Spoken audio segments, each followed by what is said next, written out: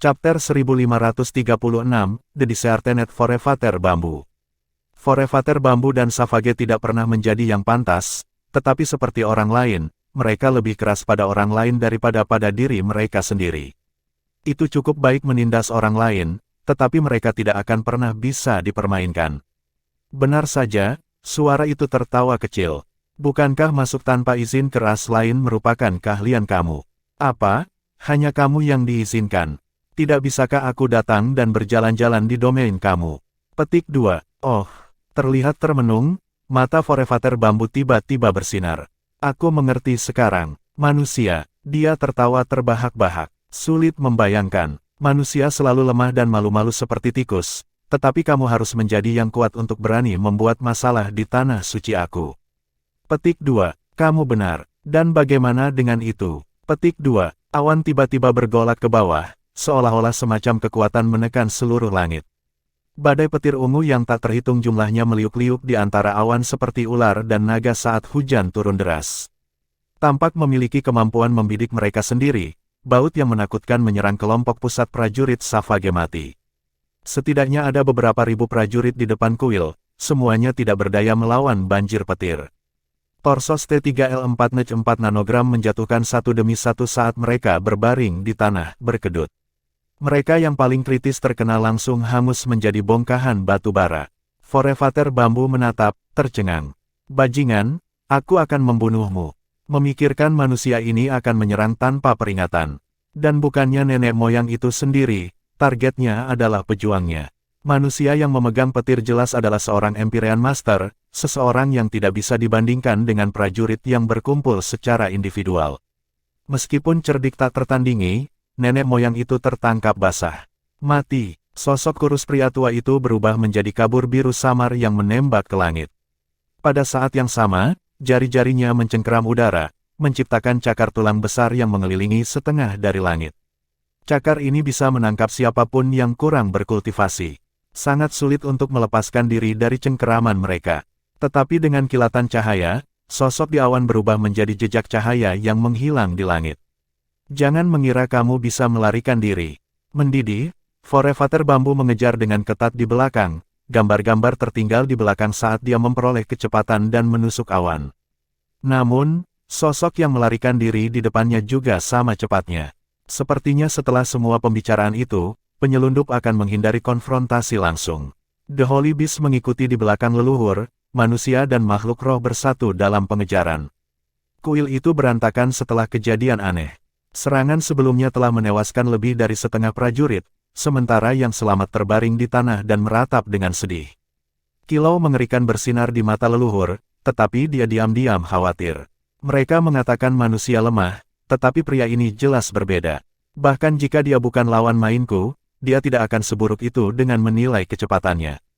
Petik 2. Dia sebelumnya membayangkan dia akan cepat menyusul. Lalu dia akan menangkap pria itu dan mengalahkannya untuk tunduk, dan kemudian membawanya di sekitar dalam wilayah manusia dan melakukan pukulan mematikan bagi moral mereka. Namun, rencananya terdengar indah, tetapi itu tidak mudah dicapai dalam praktek. Satu mundur dan satu dikejar. Acara berlangsung selama 1 jam, kemudian 2 jam.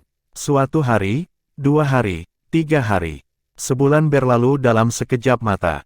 Berkali-kali, nenek moyang itu mengira dia akhirnya menangkap mangsanya, hanya untuk digagalkan pada detik terakhir.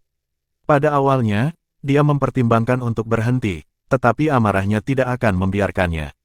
Menjelang akhir, tekad ini hampir menjadi bentuk siksaan. Dia meninggalkan domainnya untuk membawa kerabatnya menuju kejayaan. Pasukan dari 4 desa besar berkumpul di barat laut wilayah kekuasaan manusia, menunggu perintahnya.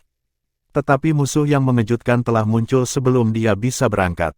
Pada hari ketiga, ia mulai curiga bahwa manusia itu sengaja membimbingnya melakukan riang gembira.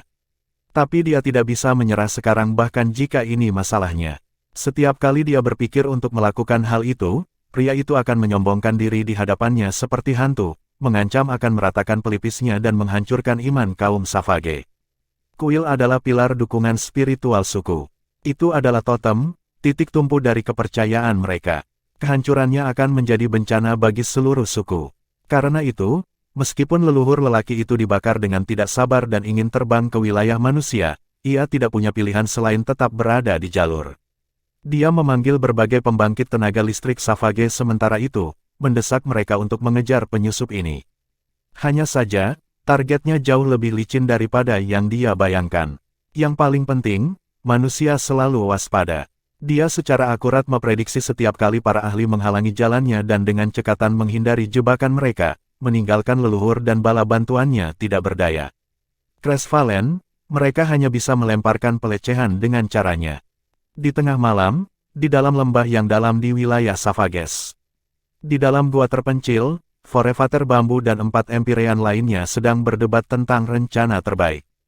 Keempat tetua baru ini adalah penjaga dari 4 desa besar yang datang atas permintaannya, dengan menghormati statusnya sebagai totem bagi suku secara keseluruhan. Nenek moyang, bajingan itu licik. Dia menyia-nyiakan waktu kamu dengan sengaja. Pasukan kita menunggu di barat laut, dan semakin kita menunda, semakin besar pukulan terhadap moral mereka.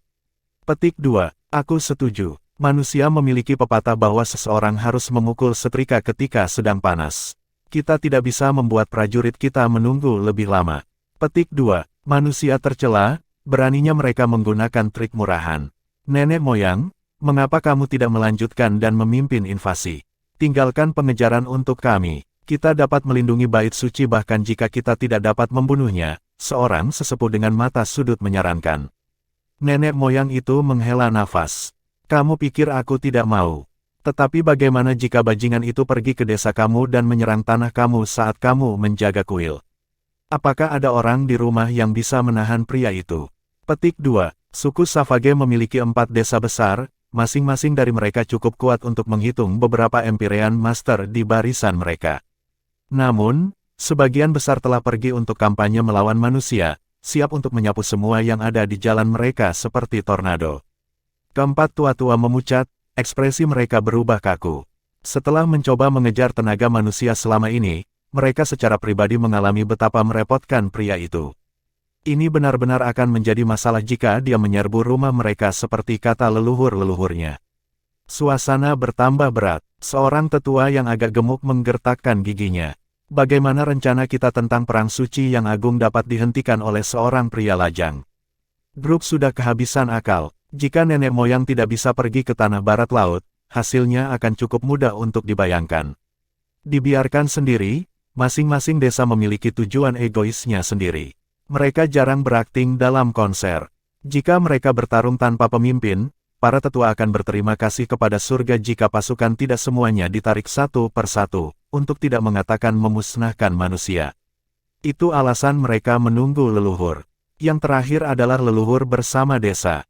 Tidak ada yang bisa melawan prestise atau kekuatannya. Dia adalah sosok tertinggi yang menjulang di atas mereka semua. Kehadirannya akan membuat pasukan di bawah kendali.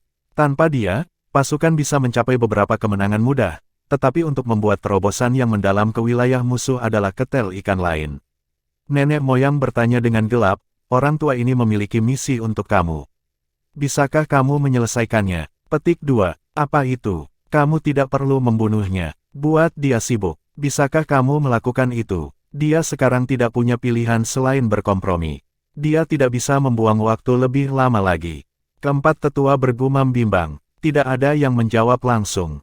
Mereka lelah setelah pengejaran selama sebulan dan tidak yakin mereka bisa menangani manusia. Ada 4 dari kalian dan hanya 1 dari dia. Jika kamu tidak bisa berurusan dengan 1 manusia, kami mungkin akan menyerah invasi dan pulang ke rumah. Merevitalisasi suku kita adalah hal yang mustahil. Ketidaksukaan terdengar dari suara leluhur. Dia berharap keempat orang ini akan setuju. Tapi sepertinya tidak ada dari mereka yang memiliki keberanian. Mereka terkurung dan terengah-engah, mengabaikan tanggung jawab mereka. Terintimidasi oleh cemberut leluhur, tetua dengan mata tajam merespon dengan lemah, membuatnya sibuk mungkin saja. Berapa lama kita perlu melakukannya? Petik 2. Nenek moyang berpikir sejenak. Sebanyak sebulan, paling banyak 3. Aku kira-kira mengetahui situasi umum manusia. Hanya ada Velurium Capital yang dapat mengatasi badai. Faksi lain adalah rakyat jelata yang tidak berharga. Tentu saja, pasti ada beberapa tuan tersembunyi juga, yang mengkhawatirkan. Dengan mempertimbangkan semua elemen, 3 bulan adalah perkiraan yang masuk akal. Petik 2. 3 bulan. Keempat tetua saling memandang dan mengangguk. Nenek moyang, kami akan melakukan yang terbaik. Yang terburuk datang ke yang terburuk, kami lebih suka membiarkan desa-desa kami lebih rentan daripada membiarkannya menghancurkan kuil. Ini kami bersumpah untuk kamu. Petik 2. Mereka tahu kuil itu adalah kekhawatiran utama leluhur. Mengenai desa mereka, dia mungkin tidak terlalu peduli. Chapter 1537, A Plan of Splitting Troops. Di tanah barat laut, 4 tentara Savage besar yang menduduki wilayah Moon God Sect penuh dengan ketidaksabaran. Forefather Bambu seharusnya sudah tiba sebulan yang lalu, tetapi dia masih belum terlihat. Mereka menerima kabar bahwa dia ditahan oleh sesuatu. Sementara itu, desa-desa tidak bertindak gegabah, tetapi tetap tinggal dan menunggu. Tapi kesabaran mereka mulai menipis. Pada hari ini, eselon atas telah berkumpul bersama. Semua orang, kita tidak tahu kapan leluhur kita akan menghadiahi kita dengan kehadirannya. Dengan menunggu di sini, kami memberi manusia lebih banyak waktu untuk bersiap. Ini benar-benar bertentangan dengan gaya kita yang cepat dan geram. Petik 2. Pastinya, kami datang dan pergi seperti angin. Itulah keunggulan utama kami. Jika kita memberi manusia waktu yang cukup untuk bersiap, itu menembaki diri kita sendiri. Semua faksi mereka sangat ketakutan dan berlindung di Velurium. Mereka membawa semua barang bagus bersamanya.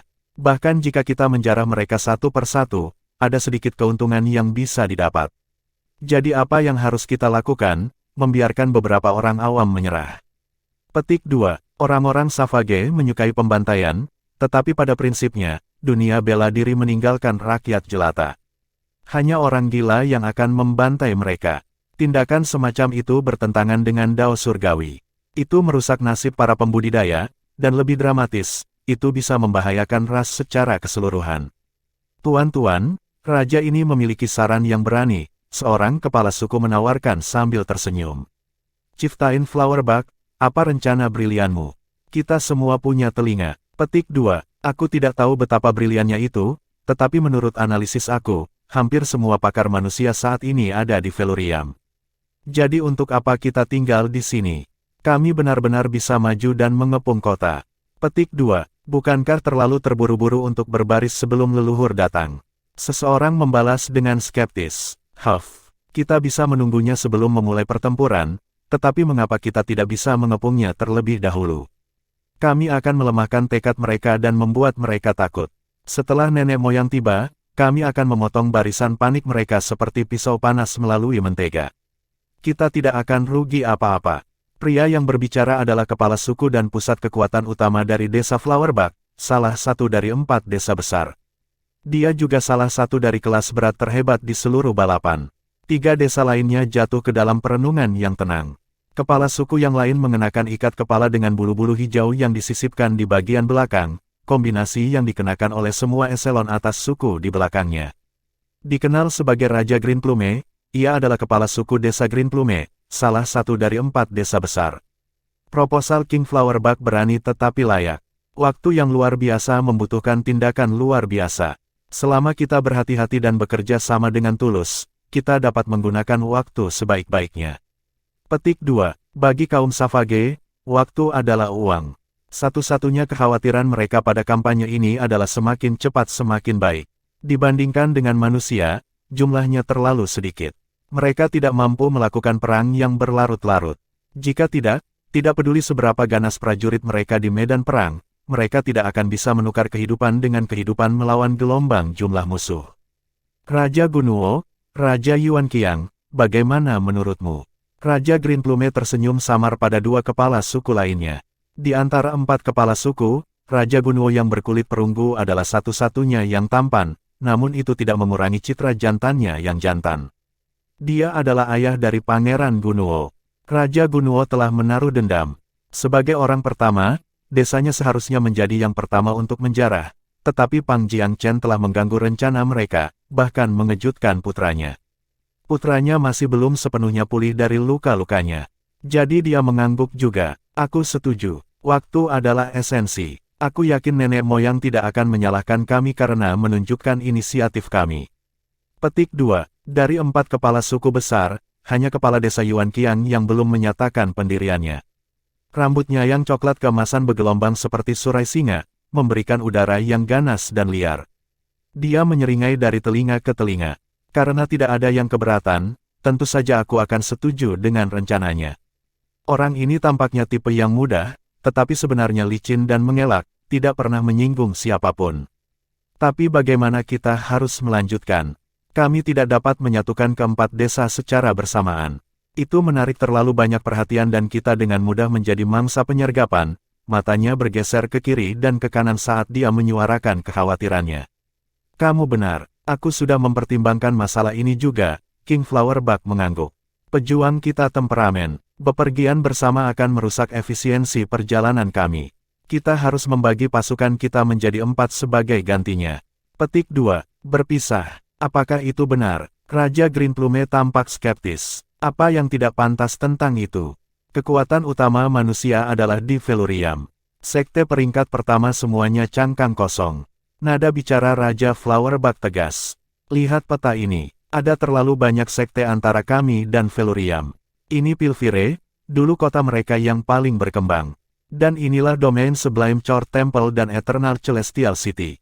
Di sana, sekte Skysword. Sedikit lebih jauh ke barat laut adalah istana Sungai Empyrean. Di sebelah barat dan barat daya terletak sekte Naga Langit dan sekte Langit Ninesuns. Kita bisa mencapai Felurium dari mereka.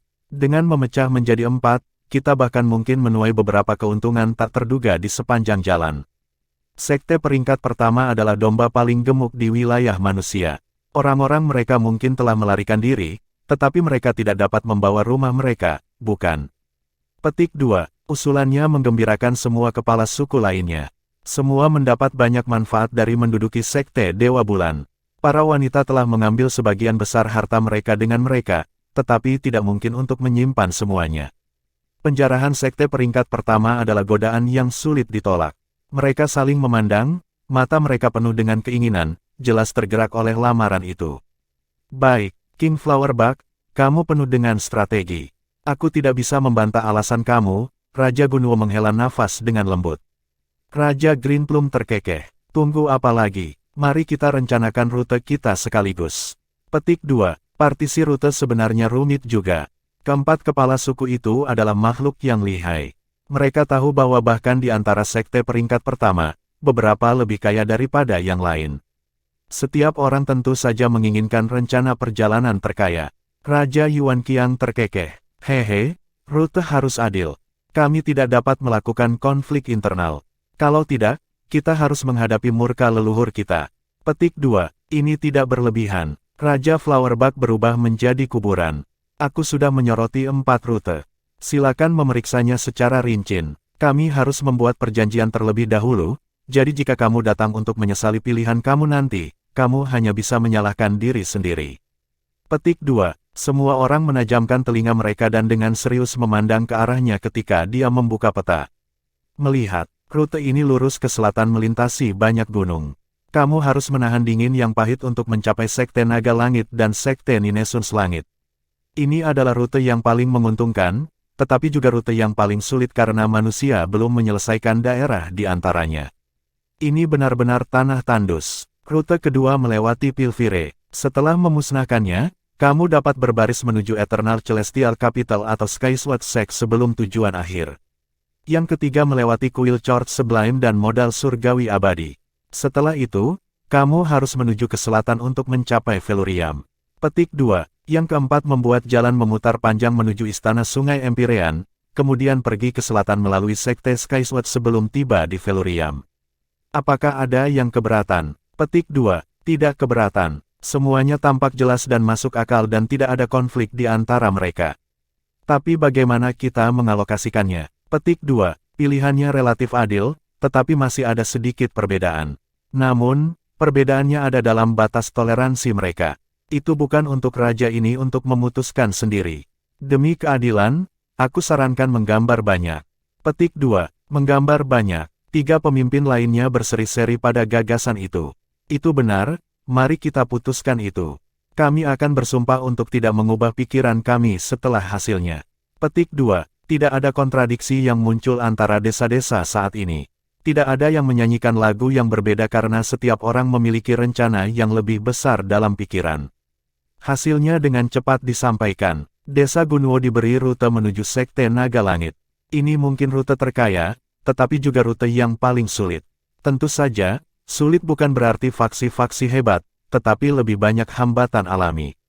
Desa Yuanxing mengambil rute timur laut menuju Istana Sungai Empyrean, lalu ke selatan ke Sekte Skysword. Sebagai orang yang menyarankan rencana itu, Desa Gunuo menggambarnya melalui kuil Sublime Court dan Eternal Celestial Capital, sementara Green Plume Village adalah orang yang melewati Pilvire. Raja Flowerbug mengumumkan, "Tuan-tuan, untuk menghindari perselisihan, mari bersumpah atas nama kuil untuk tidak pernah mengeluh tentang perintah kami." Pasti, setelah kepala suku bersumpah, desa-desa memulai persiapan mereka, penuh semangat untuk perjalanan yang akan datang. Mereka menuju 4 arah yang berbeda pada hari berikutnya. Tikus Goldbeater yang tak terhitung jumlahnya disebarluaskan melalui tanah barat laut. Meskipun mereka tidak memahami rencana Savage, mereka terus membuat Velurium mengikuti perkembangan terbaru. Chapter 1538, Counterplans. Berita terus diteruskan ke Jiangchan melalui Raja Rat Goldbeater. Mengambil 4 rute yang berbeda. Jiangchan benar-benar kaget saat ini. Inikah keempat pasukan besar itu akhirnya muncul setelah menunggu waktu mereka begitu lama? Suku Savage diisolasi di wilayah musuh. Melemahkan pasukan mereka dengan memecah belah mereka adalah dosa besar militer. Tuan muda terkejut dengan keputusan musuh. Bukan karena takut, tetapi tertegun oleh kebodohan belaka. Orang liar ini pasti punya bubur untuk otak. Apakah mereka tidak takut? Untuk apa mereka membawa kita? Dia tersenyum kecut di samping dirinya sendiri. Wellspring bergumam, mereka selalu dikenal karena keberanian daripada skema yang rumit. Aku akan meragukan jika mereka bisa membuat rencana perang yang mendalam. Sejujurnya, terlepas dari kebijaksanaan kaisar yang hebat, dia tidak bisa memahami maksud musuh. Fearless menggelengkan kepalanya dengan senyum masam. Aku juga tidak mengerti ini. Jiangchan tertawa. Apapun itu, menilai dari rencana perjalanan mereka yang berbeda, akan sulit bagi mereka untuk mengoordinasikan upaya mereka. Ini adalah kesempatan bagi kami. Petik 2. Mata Fearless menyala. Apakah kamu punya ide, Tuan Muda?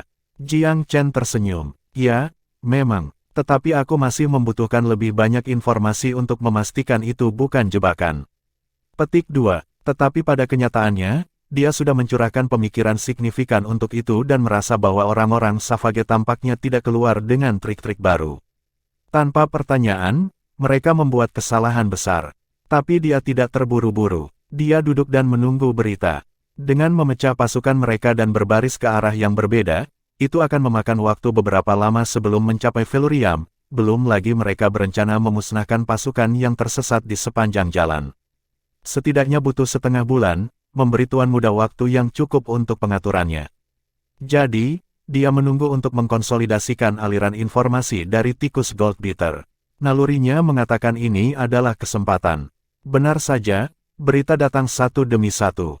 Keempat desa benar-benar telah berpisah.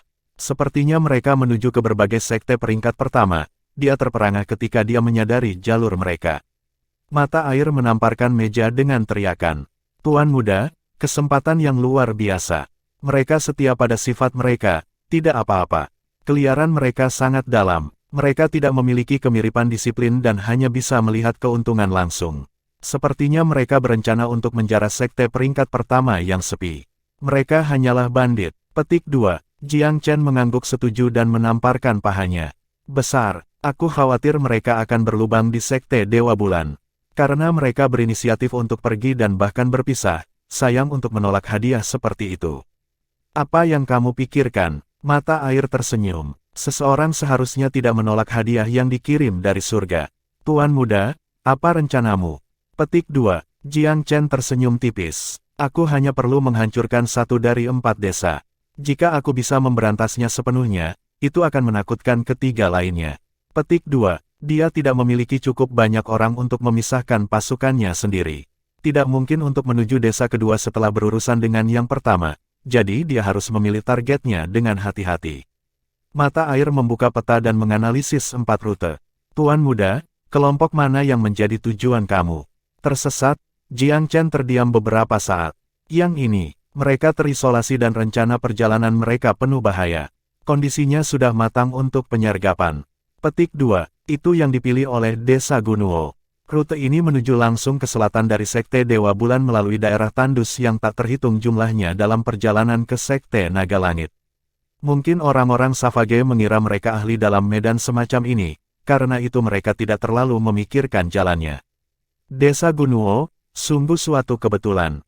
Pikiran Jiang Chen ditetapkan. Tuan-tuan, aku meninggalkan Velurium di tangan kamu saat aku pergi. Jika tuan terpencil ini menyebabkan masalah, tunda saja mereka. Mereka tidak akan gegabah dengan Vermilion Bird di sini. Petik 2. Dia paling khawatir tentang ancaman yang ditimbulkan oleh para pertapa ketika dia pergi.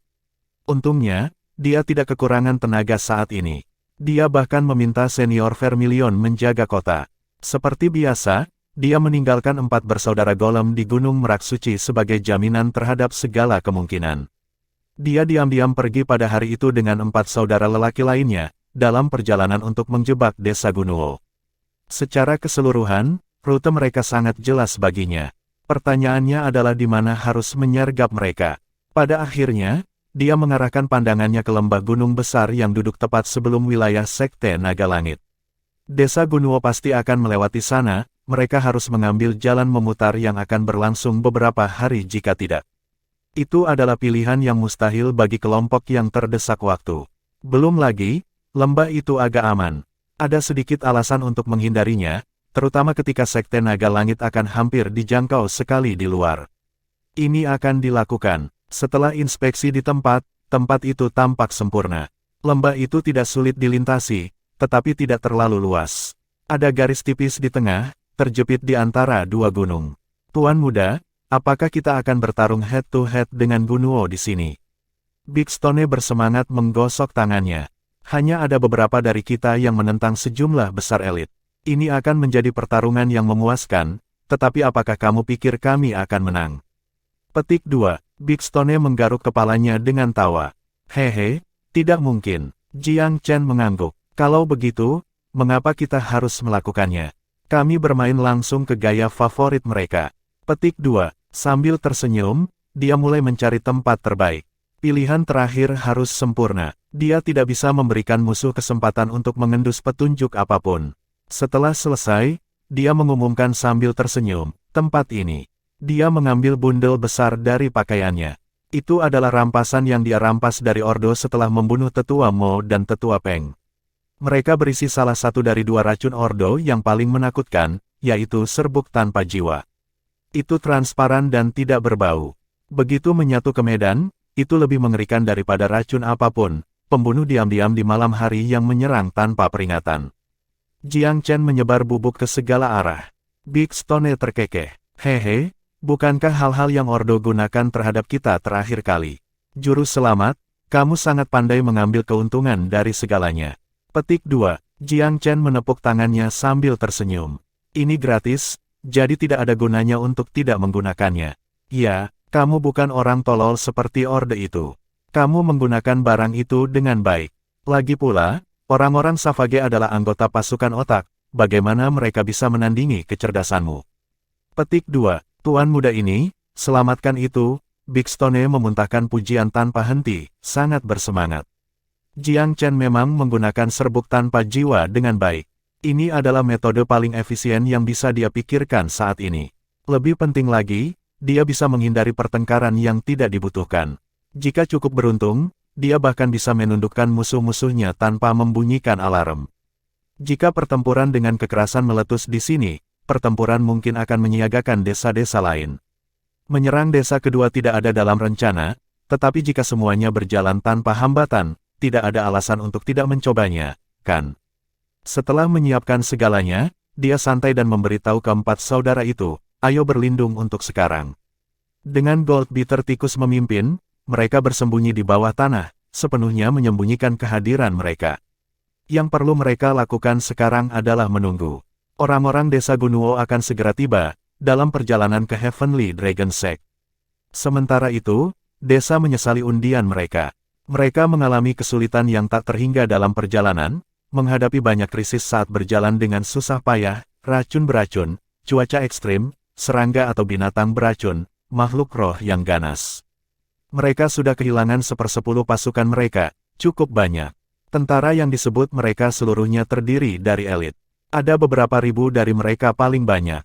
Kehilangan beberapa ratus orang sekaligus merupakan pukulan besar bagi desa. Akhirnya mereka meninggalkan daerah yang mengerikan di belakang mereka. Persetan, aku mengerti mengapa manusia tidak meletakkan jalan di sini.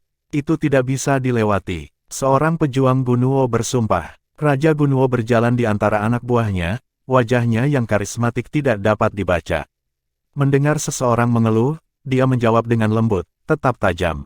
Jika kamu tidak bisa menahan sedikit penderitaan ini, bagaimana kamu akan menaklukkan manusia, mendapatkan kekayaan dan status, minum anggur mereka dan menikmati wanita mereka? Petik 2. Seorang tetua di sisinya mendorong, berhenti mengeluh. Kami akan segera mencapai wilayah Sekte Naga Langit. Pikirkan Jarahan, bukankah itu alasan kami sampai sejauh ini? Petik 2. Benar saja, pangkatnya cerah karena kata-katanya. Chapter 1539, The Gunuo King's Anxieties. Setelah mengeluarkan peta untuk menganalisis kemajuan mereka saat ini, pasukan Gunuo hidup dengan bersemangat. Sekte Naga Langit memang sangat dekat. Melewati sungai ini adalah sebuah lembah. Di luar itu adalah alasan suci sekte.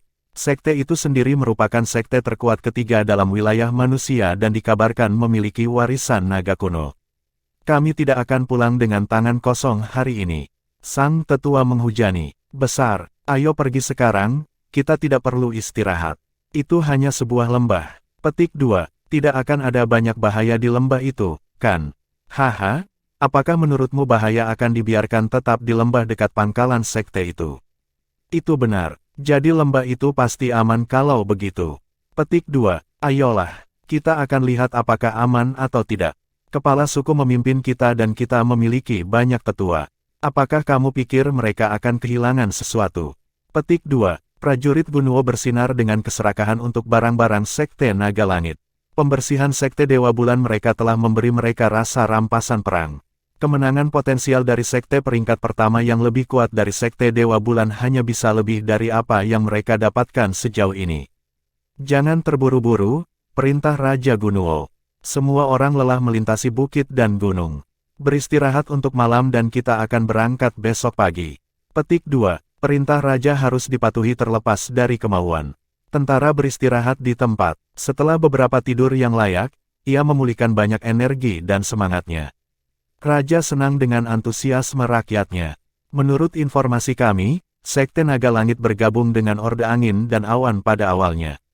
Setelah kekalahan Ordo itu, ditutup oleh Velurium Capital. Sebagian besar ahlinya sudah mati dan itu adalah kulit dari diri sebelumnya. Anak-anakku, ini saatnya kita menjarah kekayaan mereka. Apakah kamu bersedia mempertaruhkan darah dan hidup kamu? Petik 2. Kami, para prajurit Gunuo ini bersemangat seragam. Kita berangkat. Raja dibangunkan oleh kegembiraan rakyatnya. Dia telah memerintahkan istirahat semalam untuk memberikan waktu untuk berpikir. Mereka jauh ke wilayah manusia sekarang tanpa bantuan luar atau cadangan. Kehati-hatian dan pertimbangan tambahan diperlukan untuk setiap gerakan mereka. Raja Gunuo sedikit berbeda dari kepala suku lainnya. Dia suka berpikir sebelum melakukan, meskipun kaum Savage tidak dikenal karena kebijaksanaan mereka. Melewati sungai itu ada pegunungan berliku. Ada sebuah lembah di depan mereka, di luar itu adalah perbatasan markas Heavenly Dragon Sect. Lembah itu tampaknya tidak terlalu berbahaya. Raja Gunuo mengamati lembah untuk waktu yang lama. Guki, apakah menurutmu ada sesuatu yang aneh tentang lembah ini? Dia bertanya pada lelaki tua di dekatnya. Guki mempertimbangkan pemandangan itu sejenak sebelum menggelengkan kepalanya. Aku tidak tahu, dia menyeringai bengkok. Itu, berbeda dari tanah kosong tempat kami berada. Raja Gunuo menghela nafas setelah lama melihatnya. Aku tidak tahu mengapa aku memilih untuk beristirahat daripada melanjutkan kemarin. Aku merasa tidak enak untuk beberapa alasan. Petik 2. Mata Guki berputar. Haruskah kita mempersiapkan sedikit lagi, kepala suku aku? Atau jalan memutar? Petik 2. Raja tertawa. Apakah aku harus mundur dari rencana karena beberapa gangguan emosional? Apakah kamu tahu berapa lama jalan memutar akan berlangsung? Petik 2. 2 atau 3 hari, Guki berdeham kering. Iya nih, kami tidak punya banyak waktu untuk dihabiskan. 3 desa lainnya memiliki jalan yang lebih mudah dan lebih lurus ke tujuan mereka daripada kita. Kami tidak bisa ketinggalan di belakang mereka dalam penaklukan kami. Petik 2. Setidaknya tidak terlalu banyak, Guki mengangguk. Datang, kami telah menempuh jalan yang lebih sulit dan lebih sulit dari ini. Apa yang bisa dilakukan lembah yang tidak berbahaya ini terhadap aku? Nada bicara Raja Gunuo membawa nada superioritas dan otoritas. Para pemimpin terkemuka seperti dia cenderung banyak percaya diri.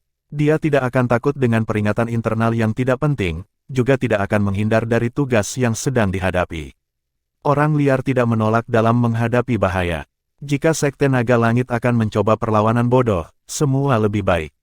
Menguasai sekte peringkat pertama bisa membuat mereka sangat kaya dalam semalam. Bagi mereka, wilayah manusia adalah surga. Tidak seperti manusia, para pemimpin Savage lebih bertanggung jawab. Saat ini, Raja Gunuo berada di barisan depan pasukannya. Beberapa ahli suku mengikuti dari belakang. Dua lainnya menopang bagian belakang. Keseluruhan distribusi cukup masuk akal. Tidak seperti waktu biasanya, Raja tidak mengambil langkah besar ke depan. Sebagai gantinya, ia perlahan melanjutkan dengan hati-hati dan bijaksana. Lembah itu sangat sunyi. Ada beberapa tangisan binatang, tetapi itu tidak mempengaruhi mentalitas para pembudidaya. Semuanya tampak cukup aman. Namun, Raja Gunuo lebih merasa terganggu saat dia pergi. Ada keraguan dalam benaknya bahwa tidak bijaksana mengambil rute ini. Namun, tidak ada bukti yang membuktikan bahwa firasatnya benar. Tidak sedikit pun bahaya muncul. Apakah aku terlalu memikirkan hal-hal? Keraguan melintas di benaknya. Dia biasanya menaruh kepercayaan besar pada intuisinya. Intuisi aku jarang mengecewakan aku selama bertahun-tahun. Apa benar ada seseorang yang menunggu di lembah? Raja Gunuo melambat sedikit lagi. Pada saat yang sama, dia mengirimkan informasi kepada orang-orangnya, pertahankan akalmu tentang dirimu. Bersiap untuk bertempur. Meskipun semua orang tidak tahu mengapa raja mereka begitu bijaksana, kekuatan dan kemampuannya sudah cukup untuk memberi kepercayaan pada instruksinya. Saraf santai tentara mulai kencang. Pasukan terus maju. Setiap langkah dilakukan dengan sangat hati-hati, seolah-olah tanah akan tenggelam pada saat berikutnya. Semua orang gelisah, tetapi perjalanan yang tenang tampaknya tidak menjamin reaksi mereka. Pertempuran yang mereka antisipasi belum tiba. Mereka hampir di pintu keluar lembah. Mereka bisa melihatnya dengan mata kepala sendiri. Ada napas lega kolektif. Mungkin kepala suku mereka bereaksi berlebihan. Sepertinya tidak ada banyak bahaya. Jika mereka sudah pada akhirnya, apa yang bisa dilakukan penyergapan pada saat ini? Guki, apakah kamu merasakan sesuatu yang salah? Raja Gunuo masih belum sepenuhnya tenang. Dia menoleh ke penasihatnya yang terpercaya. Kepala suku aku, Guki tersenyum masam, aku khawatir aku terlalu lambat untuk menyadari sesuatu. Mungkin aku terlalu paranoid, desah Raja Gunuo.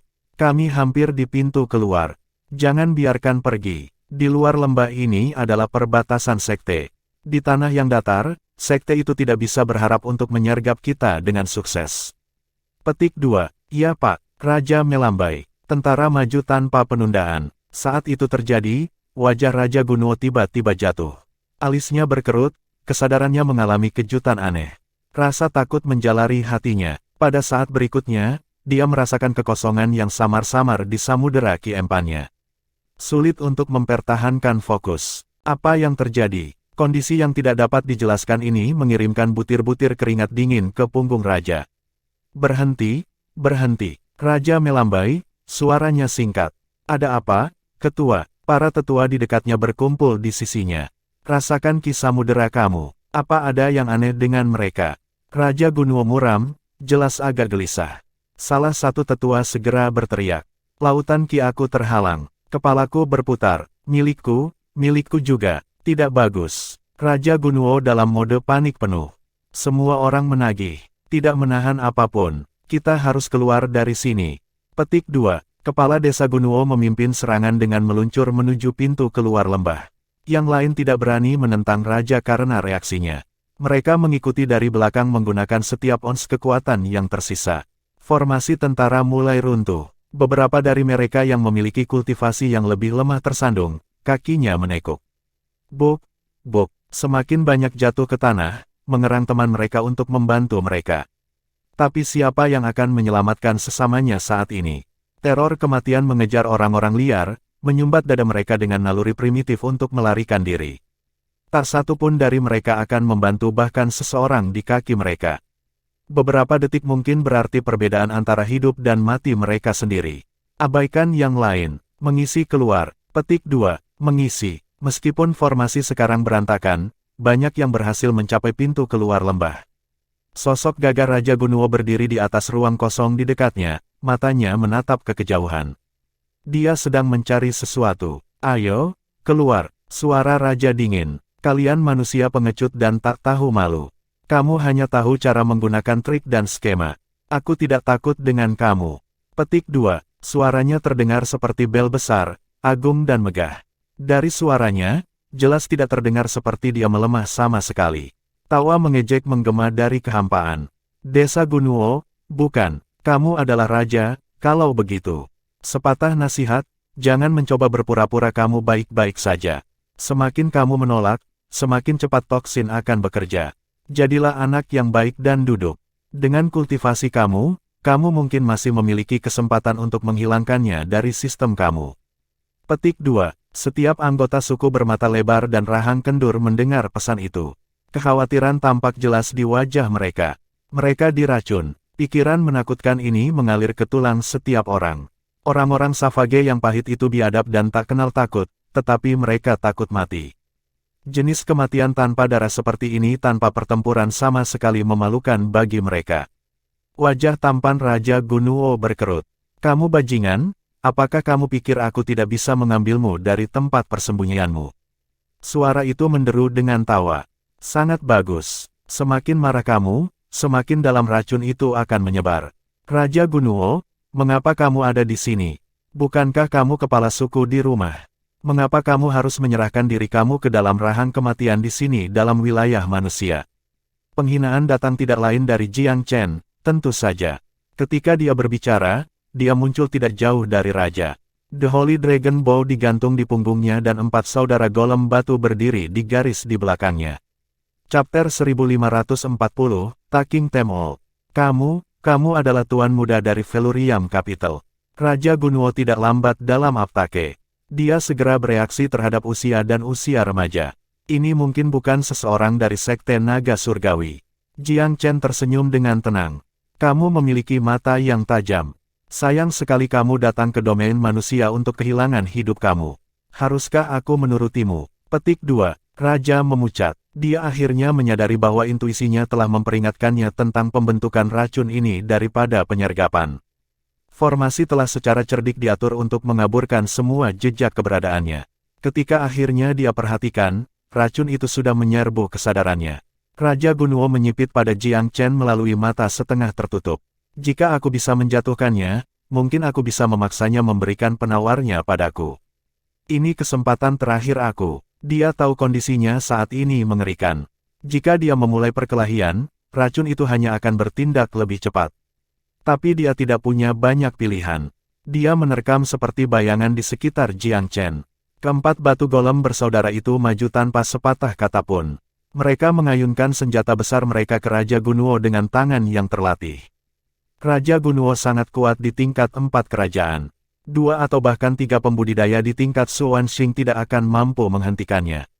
Tapi dia harus berada di puncak kinerja agar tak terhentikan. Saat ini, Raja hampir tidak bisa mengerahkan sepertiga dari kekuatannya, dan fraksi itu dengan cepat berkurang.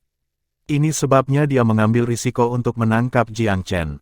Minggir, Raja Gunuo secara naluriah percaya bahwa keempat penjaga yang kejam ini memiliki sedikit kemampuan tempur. Bahunya bergetar, aura empyreannya membanting keempat raksasa. Ketidakefektifan total serangan itu mengejutkannya. Bagaimana ini bisa terjadi? Di antara para pejuang desa, 4 ahli empati lainnya datang dari belakang, melolong dengan amarah. Mereka mengerti apa yang ingin dilakukan Raja. Jiang Chen terkekeh. Ayo, kalau begitu. Dia melengkungkan punggungnya, mengangkat busur naga suci pada musuh yang mendekat. Menyerang. Dia adalah seorang kaisar besar setengah langkah sekarang. Kekuatan The Holy Dragon Ball telah sangat diperkuat berkat peningkatan dalam kultivasi. Setiap panah yang ditembakkan memiliki kekuatan untuk menyebabkan kematian. Biasanya, dia tidak akan bisa membunuh ahli Empyrean dengan panah tunggal. Tapi yang ini sangat lemah. Rudal yang biasanya bisa dihindarkan menemukan tandanya dengan perbedaan setengah ketukan. Sebuah lubang berdarah muncul di kepala ahli Savage, tubuhnya meledak dalam final berdarah sesaat setelahnya. Lagi, menderu keras, Jiang Chen meraih 3 anak panah lagi, menunjuk mereka pada 3 ahli Empyrean lainnya. Mereka berhenti pada langkah mereka ketika mereka melihat pemandangan yang menakutkan dari mayat teman mereka.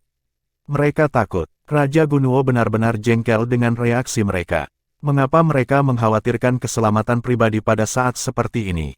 Jika mereka berempat mengerumuni Jiang Chen, mereka akan memiliki peluang yang sangat bagus untuk menangkapnya.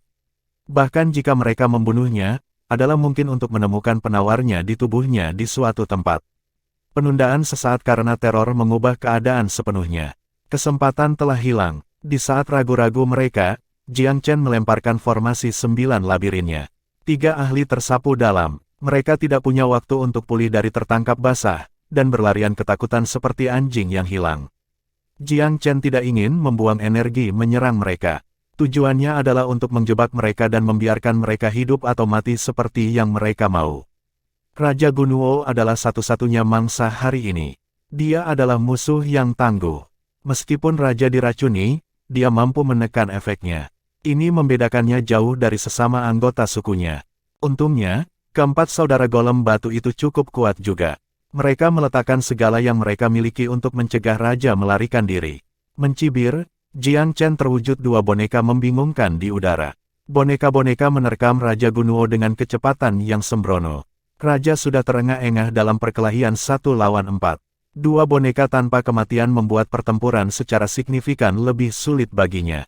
Jiang Chen mengunci raja dari kejauhan. 3 anak panah berlutut di atas busur naga suci miliknya. Pergi. 1, 2, 3. Panah yang terhubung membentuk busur sempurna di udara menuju raja. Raja Gunuo cukup sibuk dengan perkelahiannya. Dia tidak bisa menanggapi secara wajar 3 panah. Berdebar, pukulan palu dari salah satu golem batu menghantam punggung raja. Raja Gunuo terhuyung ke depan, berusaha membubarkan diri menjadi cahaya yang melarikan diri. Namun, Jiang Chen tidak memberinya kelonggaran. 3 anak panah yang terhubung tiba di wajahnya. Raja Gunuo tersentak, lalu membalik ke belakang, nyaris berhasil menghindari serangan. Boneka pengganggu Jiang Chen tidak jauh di belakang. Mereka menerkam kaki raja, meraih 1 kaki per boneka. Raja itu ternganga karena apa yang terjadi. Dia telah melihat banyak gaya bertarung, tetapi tanpa malu-malu menempel di paha seperti ini adalah yang pertama sejak kecil. Bukankah ini sesuatu yang hanya dilakukan anak-anak dalam pertengkaran?